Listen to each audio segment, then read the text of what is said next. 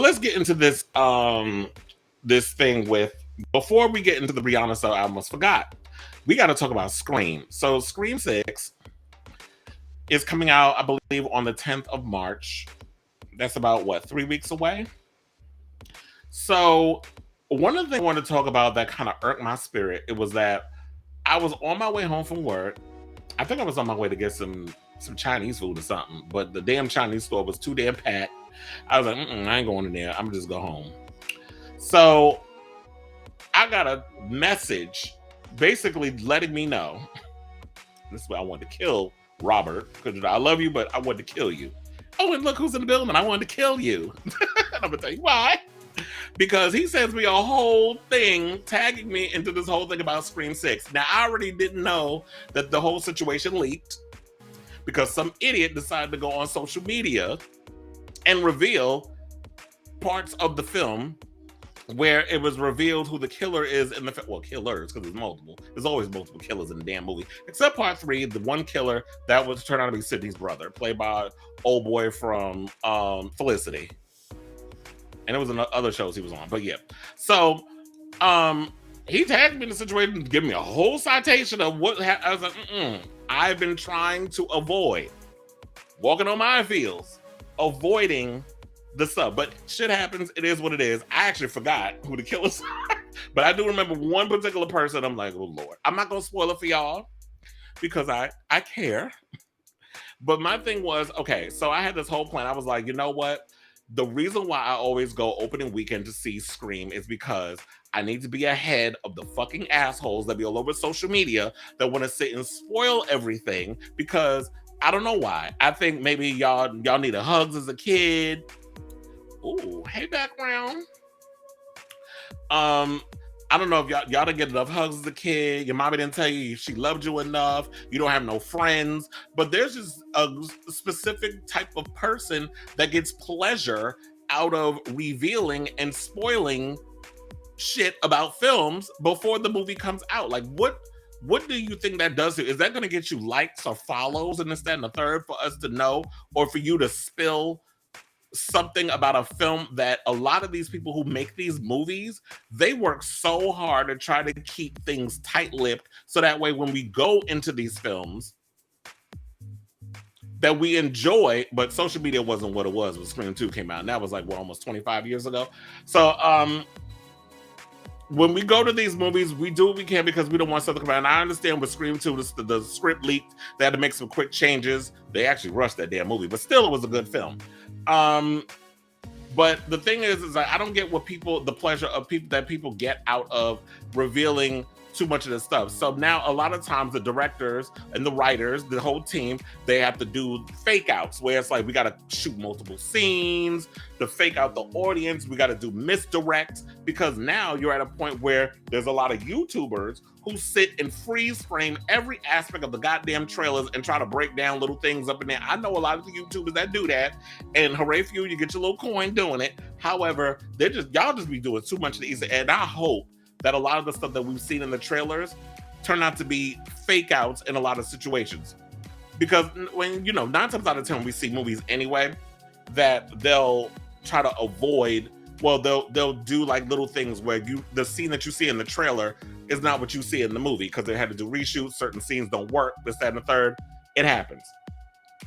But when it comes to Scream, it's like a lot of they do the whole, we have to put the book, the scripts in special little situations with watermarks and this, so they have to go through a whole cloak and dagger type situation just to make sure that people don't find out the film. So it's like, that's why I go opening weekend. Like literally, I got my ticket opening night Thursday.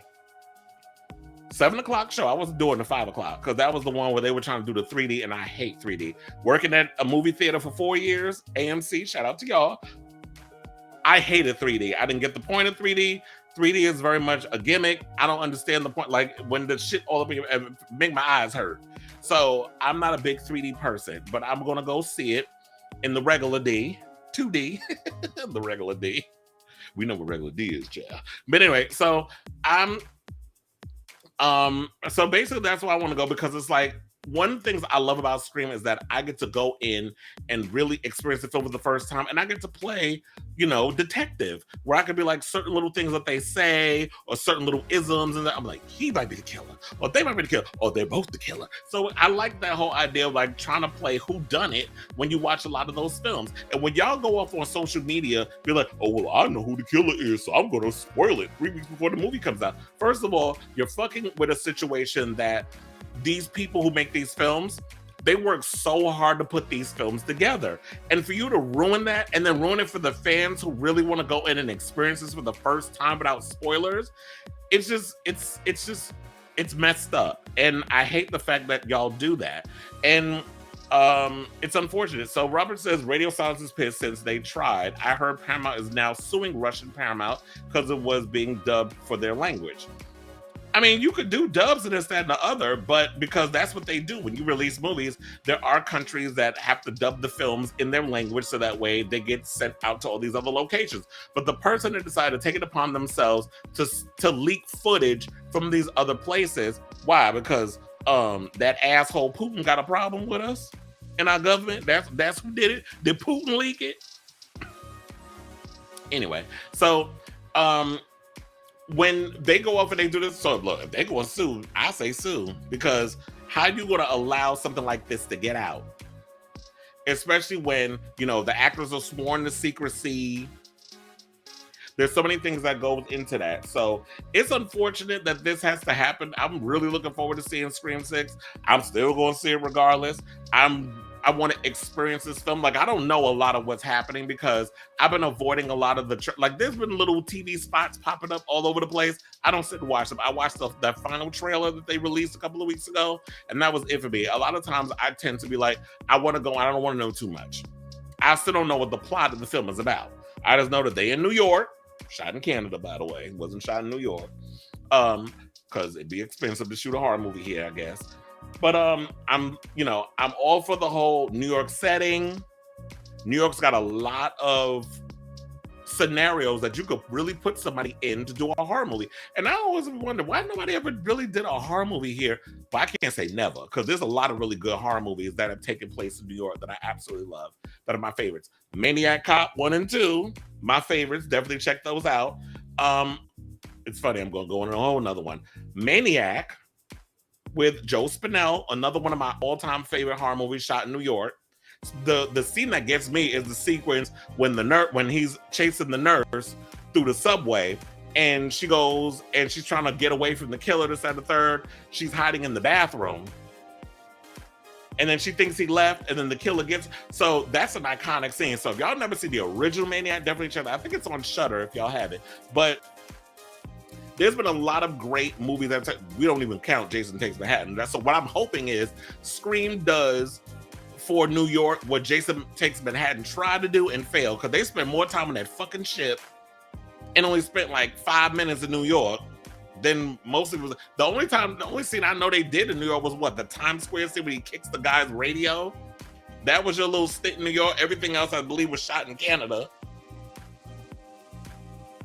But Jason Manhattan was the worst. I hated that fucking movie. I love the fact that Kelly Hu was in, even though he killed her. But that was a horrible ass movie, and that was not a representation of New York. That scene where, like I said, when he kicks the radio, that was just like the only in New York. So I love the fact that even though Scream 6 didn't technically film here, that it's got that essence of New York. And so for people to sit and say, and I can't wait to see this movie, because I'm definitely going to do a spoiler review and break it on down and be like, even though they just shoot here, how accurate in regards to the scenarios is that going to happen? And you know what I also love, because I've seen like there's this poster where they have like the billboard in New York of all the little things. There's one sequence that I was like, oh, so they are going to do that. So they're like, the Halloween sequence where they're all on the train and stuff. I believe they're either going to or coming from the Halloween parade. And I'm like, that's a perfect place to do a whole horror movie scenario. We have a Halloween parade every Halloween in New York. I used to go to it back in the day when I was younger. I still am upset over the fact that there was this, I went with my cousin and her girlfriend at the time and her friend who was dressed in drag. actually used my Dracula cape that I spent a shit ton of money on when I bought it on West 8th Street over there by Patricia Field, because I used to shop in that area back in the day. A lot of those stores are gone, by the way. But they used to have a lot of really nice, expensive fashions down there that I used to spend a shit ton of money on. But I bought this real fierce Dracula cape. I still have it. I don't know where it is. It might be in my parents' house or whatever. This bitch was dragging all over the ground. I ain't thinking much of it, but I'm like, I should have had that heifer dry clean that shit. But overall, I'm like, oh, they're gonna go a little nostalgic with that. So that's what I'm looking forward to. So overall, that was my little rant. I'm upset over the fact with this whole Scream thing. But look, at the end of the day, people did what they did with Scream, but y'all want to spoil shit. But guess what? According to reports, because I have it here on my monitor, let me read it. Scream 3, not Scream 3. Scream 6 is set to open at 37 million on the for the weekend box office, and this is the pre-ticket sales. So, and I got mine immediately. Like, I literally spent, I don't even know if I mentioned this on the show, but I mentioned some other people. I spent 2 hours trying to get a ticket because the morning that they were released, I was at work. The signal at my job is horrible. So I'm literally like trying to get this ticket. The website wasn't coming up. It was talking about there was glitches and third. AMC was working about root canal. I'm about to go to Regal now because first of all, y'all trying to charge people still with them damn, depending on where you want to sit. That's bullshit. Number one. I don't like that. So I'm probably gonna have to start going to other theaters because y'all playing in our face in regards to the ticket thing. But Scream is set to open at $37 million, so I'm excited about that. And that's the biggest number since Scream 3 opened to $34 million, and I believe Scream 5 opened to $30 million. So people like Scream 5. And then plus on top of that, Jenna Ortega is like a big star now. She is basically this generation's Jamie Lee Curtis. And when I say that, that means she is Gen Z's Scream Queen because, she was in Scream 5, then she did X, then she did Wednesday, but I believe Wednesday is what really catapulted her. And then after Wednesday, it's like, oh, wait, that's the girl that was in Scream 5. Like, people didn't recognize that with Jenna Ortega. But the funny thing was, when I looked at Jenna Ortega, I said, wait a minute, she's the bigger star than Melissa Barrera. Like, to me, she was more or less the new Sidney Prescott of the franchise than Melissa Barrera. I wasn't seeing it for her in this franchise. Y'all was trying to make her a thing, but Jenna Ortega was out acting her in that damn film. And I was like, y'all need to kind of give her more screen time. You need to push her to the forefront and make her the Scream Queen.